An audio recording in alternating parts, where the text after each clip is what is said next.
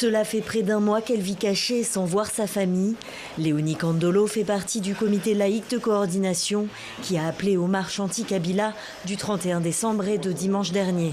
Elle est visée par un mandat d'arrêt de la justice congolaise. Nous sommes des clandestins dans notre propre pays, nous sommes des clandestins dans notre propre ville et nous sommes clandestins chez ceux qui nous protègent.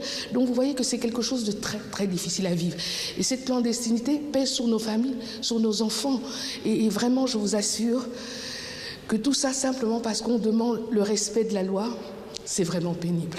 C'est depuis sa cachette qu'elle a appris le bilan des répressions violentes des marches de dimanche à la sortie de la messe. Au moins 6 morts, des blessés et des centaines d'arrestations. Léonie pense aux victimes, mais aussi à la suite.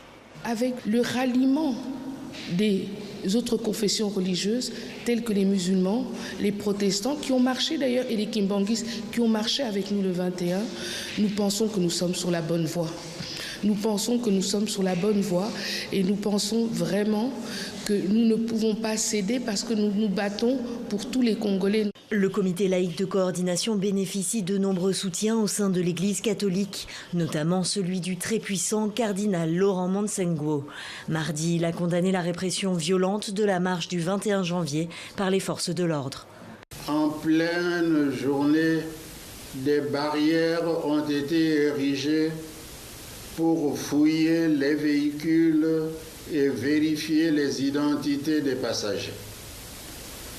Sommes-nous dans une prison à ciel ouvert? Plusieurs membres du comité laïque de coordination sont recherchés par les autorités.